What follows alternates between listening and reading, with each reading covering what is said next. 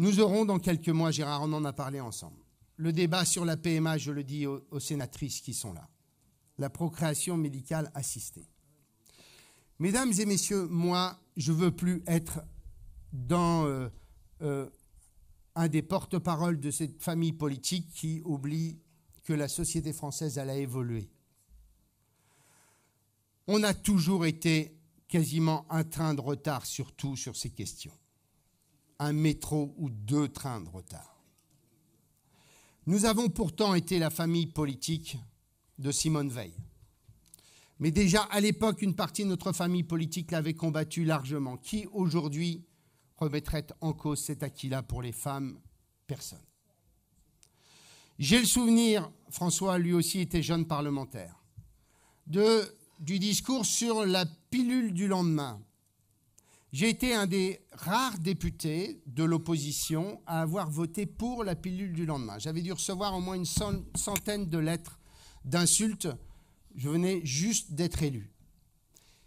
J'avais voté contre mon groupe parlementaire qui, bien entendu, avait voté contre, comme le groupe RPR, parce que ça venait du gouvernement Hollande. Mais j'avais des enfants qui étaient des quasi-adolescents et je me disais que même si ce n'était pas la solution idéale, qu'il valait mieux un dialogue avec leur mère ou leur père, que je préférais avoir une fille qui puisse aller voir une infirmière dans un lycée pour prendre la pilule du lendemain que de l'amener quelques semaines plus tard dans un hôpital pour un acte beaucoup plus traumatisant. J'avais été un des rares à voter cela. Pardon de vous poser cette question-là.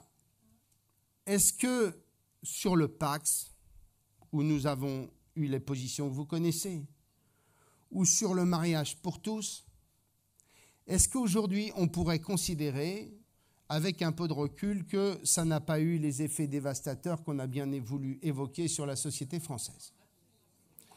Et est-ce qu'on pourrait au moins se dire que sur la PMA, on ne va pas à nouveau commettre la même erreur, en étant ceux qui défendons certes des causes que je respecte, mais que je ne partage pas.